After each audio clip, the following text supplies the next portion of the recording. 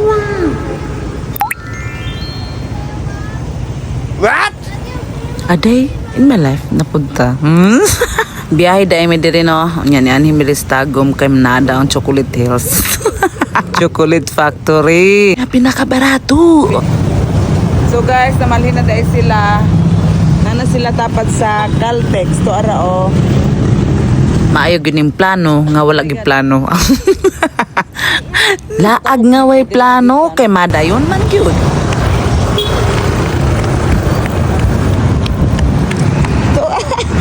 Pag daw ni guys. Hello. Thank you. Maulag ito, dagan-dagan mi sa pedestrian kay kusog man kay mang dagan ang mga sakyanan. Kunya, sa sobra ka excited initan, kami tanan ng dagan na. Pag entrance pa lamang, dagan, paminaw, isa pa ba? Tuan na bisag asa na ni abot. Wala sa ating nga, adi sir mamunit, tanawa sa gyud ang price.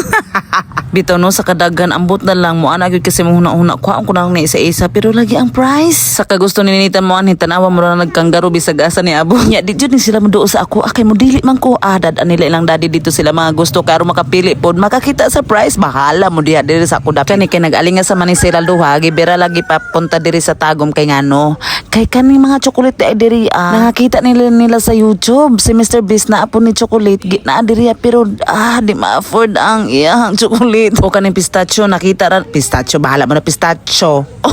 Nakita po ni nila sa YouTuber nga naa daw ni sa Dubai.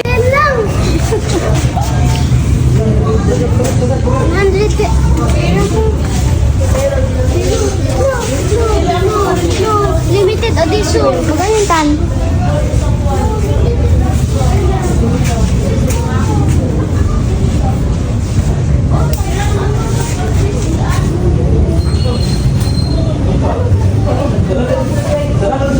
Kani ako.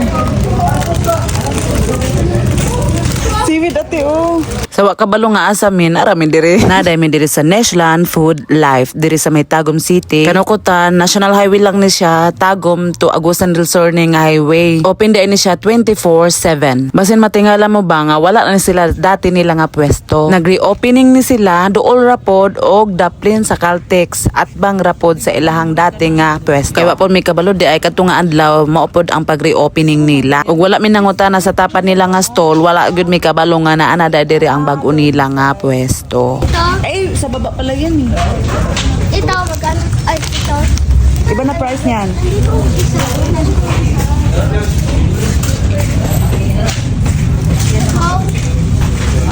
Matag 50 to. Ha? Kaya dyan, Itanong mo sa lalaki.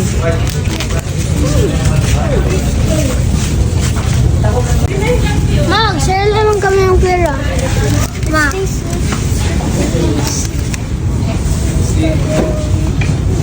Oh, Mr. Beast. Mami, Ha? Mr. Beast.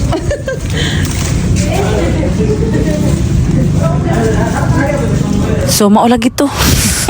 Tungod ka ilang budget atong sa gipang punit nila na horot na. Diri sila sa ilang nakita nga kuan sa vlogger. You know. Paghiga ta nga inahan kay kung di ta magpagahiga buslot ang bulsa. Mao na ilang gidala ilang dadi diha kay tulo-tulo na sad. To ara nakakuha na pod si ate. Napo din ni sila yung mga drinks diri. Ayan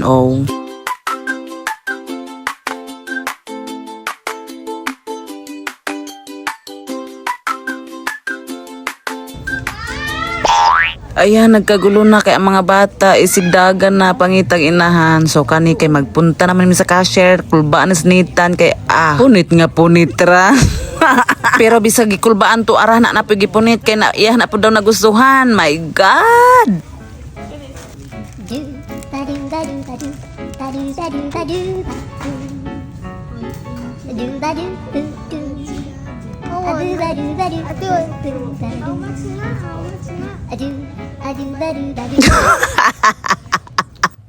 Nakulba na ang bata kay dagang kay siya ipamonit.